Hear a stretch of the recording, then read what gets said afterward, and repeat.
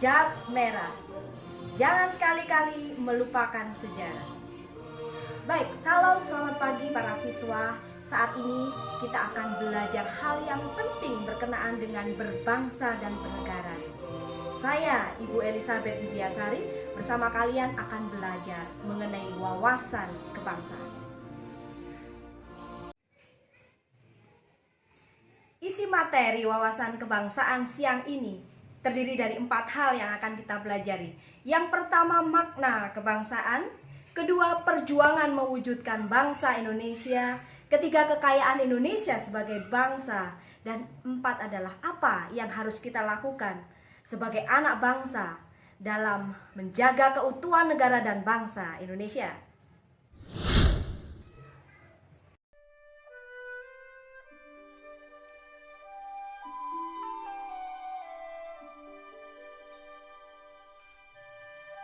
Pertama yang akan kita pelajari adalah apa itu wawasan kebangsaan. 2 kata, wawasan dan bangsa. Kata wawasan adalah cara pandang tentang diri, tentang lingkungan. Sementara kata bangsa menurut Bung Karno, bangsa adalah himpunan masyarakat yang bersama-sama tinggal dalam satu wilayah yang merupakan satu kesatuan geopolitik. Oleh karena itu, kata wawasan kebangsaan Indonesia bisa diartikan cara pandang diri dan lingkungan orang-orang, semua orang, suku, agama, ras, kebudayaan, kelompok, golongan, dan lain-lain dari Sabang sampai Merauke sebagai satu kesatuan atau sebuah keluarga besar yang disebut NKRI.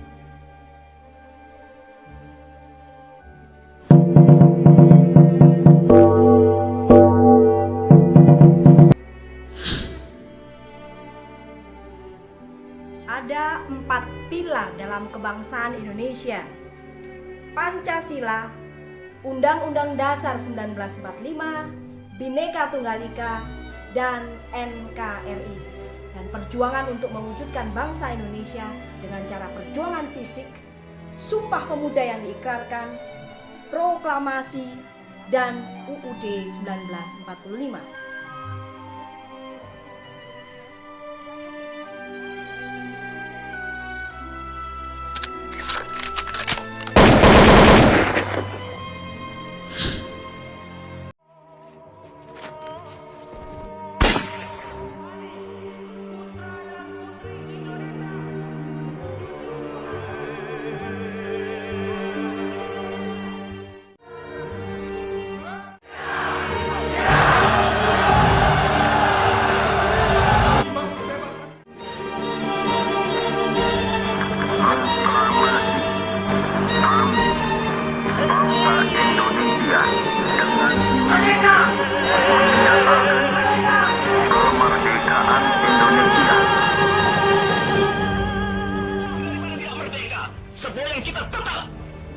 Merdeka atau mati.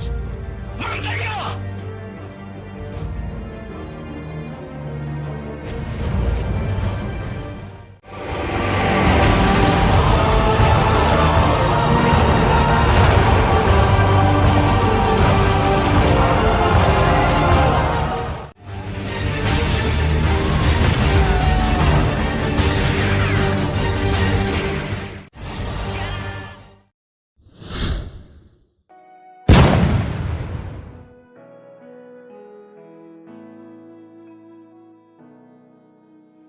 Ku lihat ibu bertiga Kenyataannya apa yang terjadi sekarang?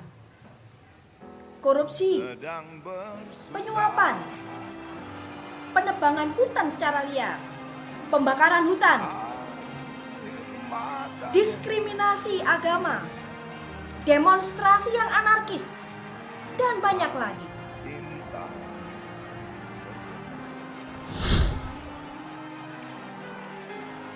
Apa yang bisa kita lihat dengan pemuda Indonesia saat ini? Kita masih melihat anak-anak muda yang bermalas-malasan, mencontek, melakukan kenakalan remaja, tawuran antar pelajar, penyalahgunaan narkotika, dan lain-lain.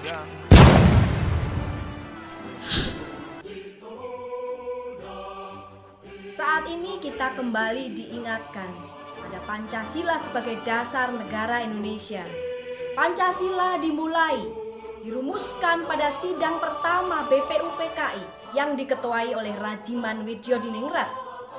Sidang ini dilaksanakan pada tanggal 29 Mei sampai 1 Juni 1945. Dan rangkaian sidang ini ditutup dengan pidato Soekarno pada tanggal 1 Juni yang menawarkan 5 prinsip dari dasar negara yang diberi nama Pancasila. Rumusan Soekarno tentang Pancasila kemudian digodok melalui Panitia 8 yang dibentuk oleh Ketua Sidang BPUPKI. Kemudian membentuk Panitia 9 yang menyempurnakan rumusan Pancasila dari pidato Soekarno ke dalam rumusan versi Piagam Jakarta pada tanggal 22 Juni 1945. Pengesahan dilakukan pada tanggal 18 Agustus 1945 oleh PPKI yang menghasilkan rumusan final Pancasila yang mengikat secara konstitusional dalam kehidupan bernegara. Pancasila merupakan intisari nilai-nilai luhur bangsa Indonesia yang dirumuskan dalam 5 sila. Sila pertama, ketuhanan yang Maha Esa. Sila kedua, kemanusiaan yang adil dan beradab. Sila ketiga, persatuan Indonesia. Sila keempat, kerakyatan yang dipimpin oleh hikmat kebijaksanaan dalam permusyawaratan perwakilan. Dan sila kelima, keadilan sosial bagi seluruh rakyat Indonesia.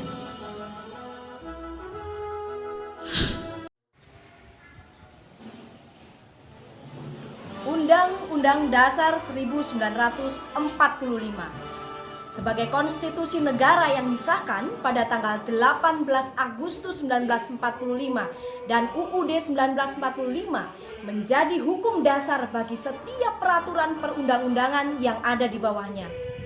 Sebelum perubahan terdiri dari pembukaan, batang tubuh, dan penjelasan. Namun setelah perubahan Undang-Undang Dasar 1945 bisa dikatakan terdiri atas pembukaan dan pasal-pasal.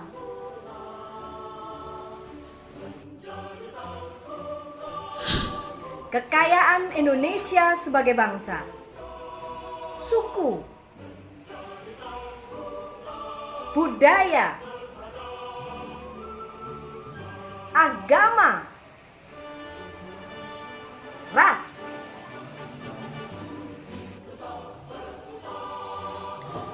keanekaragaman budaya Indonesia, berbagai tarian adat, berbagai pakaian adat, rumah-rumah adat, upacara adat.